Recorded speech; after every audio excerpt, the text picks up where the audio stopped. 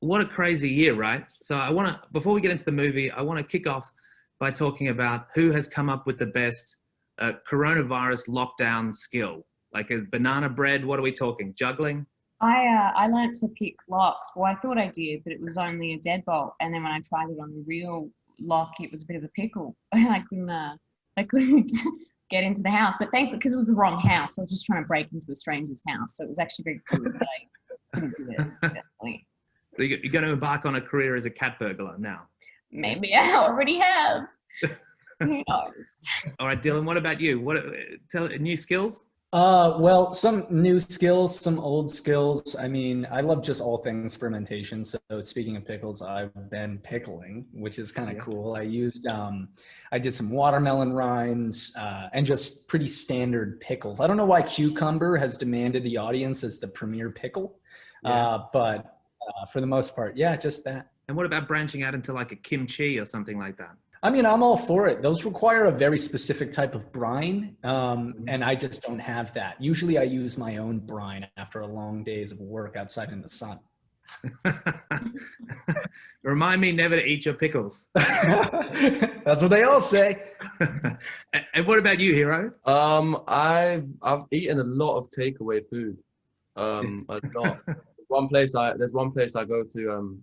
It's like it's just a chicken burger, but the best chicken burger in the world. It's pretty simple. It's just ranch, buffalo, fried chicken, and some pickles in a bun, and it is delicious. And I've ordered it way too many times. So that's my skill, is eating a lot of burgers. Well, look, if it was a competition, I think Josephine's lock picking is probably going to win.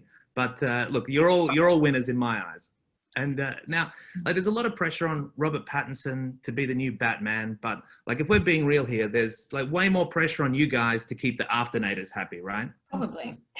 Yeah. I think. Well, I for me, it's like the note you never tell an actor to cry, because then they're going in and all they're thinking about is crying, and they can't actually be in the moment. You're talking about like how you balance honoring the source material, but then, you know, like making it your own performance. I think it's about, you go in there and you know that there's a responsibility and a pressure to get the role right, but then you have to throw it away and do your thing. And luckily you have a director and your producers who are there to rein you in if you're going in the wrong direction, because it can be very difficult to direct yourself while you're acting.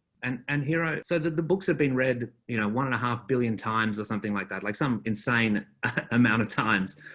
So like, what was the experience like of making that first movie and then all of the craziness after it came out and people loved it and it made a heap of money at the box office? Talk me through that. Yeah, so how much time do we have? It was it was definitely like a big deal for me. I think a lot of people like asked, like, are you ready? Are you ready? And like, I remember Anna and Jen, the producer, telling me, like, asking if I'm ready. And I think like you can only be as ready as you kind of like as you can be until you do it. Do you know what I mean? There's only so much prep you can do before you dive in, and like, it was definitely like overwhelming and a big deal for a certain like chunk of it. But I guess like, you just, with all things, you get used to it, and you know, learn to appreciate the good things and not worry about the minor few tiny bad things. And yeah, I think on the other side of it, it has been like a long, you know, big deal, but like only in a good way. And now there's nothing bad about it. I'm super grateful, super happy. And is it fun to be part of something that so many people loved? Yeah. I mean, I feel like a lot of the time we just put our head down and do the work and try and do the best. And then when you get those odd few moments when you do have a proper conversation with someone who's really loved it and it's done a lot for them, that is like a really special feeling to have done something that people really cared that much about. So it's very lucky. And as for you, Dylan, like, what is it like to come into this world, into the after universe? Was there a bit of trepidation, excitement? How would you describe it? No trepidation, really. The excitement more so, I feel. I had kind of known what I was getting into from previously meeting Hero in Italy and seeing him walking down the streets. So I kind of understood what was going to happen. But I think that the nature of the fan base is super creative and welcoming and cool. So it's been really cool to see the feedback for me. And there's a lot of interesting photoshopped art of me now, which I can send to my brother as a joke.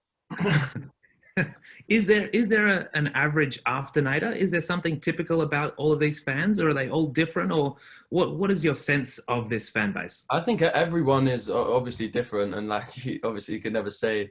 But I think if there is something like Dylan mentioned earlier, how like across the board with that kind of, the fan art and stuff, they tend to all be super creative, and I think because of where the story originated from, being on Wattpad and kind of like, slowly growing into itself. I think a lot of fans are kind of been given, quite rightly, the inspiration to believe that they can start from just a simple idea that they just do for fun, and it can blow up. I know, like I've heard from speaking to fans, a lot of them have made great like friends. They've been friends with best friends just simply from DMing each other to talk about after. So I think the creativity and the hub, the fact it brings so many people together, that kind of community vibe is consistent for all the After fans. And great in a year like this, right, where everybody's separated and isolated. And exactly. If you can bring people together from the interwebs, not breaking the 2 meter rule or 1 meter or 6 foot or whatever it is for you guys.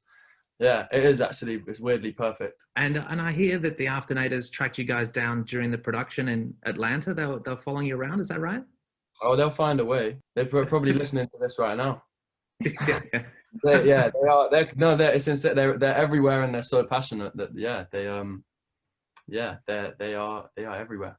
Where did we leave Tessa after the first film, and what can we expect from her in this sequel? Well, at the end of the first film, she's just been through her first real experience with love and heartbreak, and we see her at the start of the second film in a very different point in life. She's now trying to move on. She's got an internship at Vance Publishing, and they're sort of drawn to one another, Tessa and Harden, like magnets. And this film's really about them and their relationship, whereas the first film was more about them finding one another.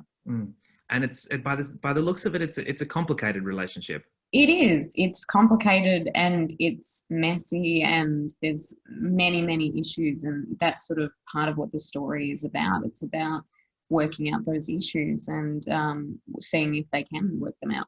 And Tessa in the first movie is also, she's learning a lot about herself as well. Does that journey continue in the second film? Does she start to really figure out who she is and her place in the world? It does, and that's something that I loved about this role and getting to do these films was in the books.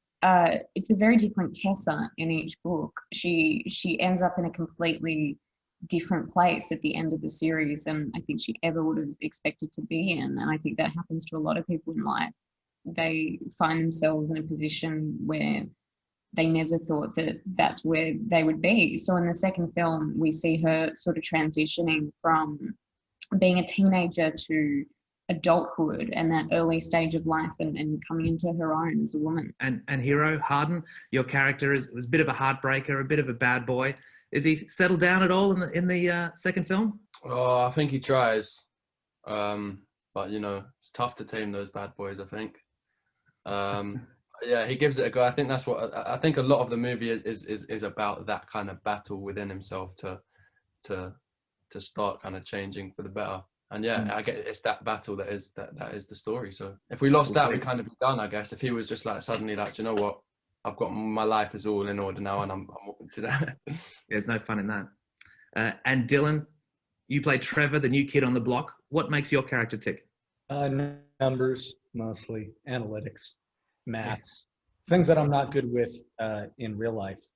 No, but he's very upwardly mobile in general, and he is kind of working hard to improve himself and better himself and make his life exactly the way he wants to make it. And at one point or another, he kind of collides with Tessa, and I think he's starting to fall for her and see her in that plan of his. And he's not malicious in any way, but he definitely complicates the situation. Yeah, everyone loves a love triangle. And we've been hearing that this film is more steamy than the first film, and looking at the trailer certainly doesn't pour any cold water on that theory. Just how steamy does After We Collided get? Well, it was very steamy for us because we were shooting in Atlanta during the summer, trying to pretend it was Seattle in the winter. So quite literally, we were steaming on set. But yeah, I think fans can expect a lot more intensity in this time.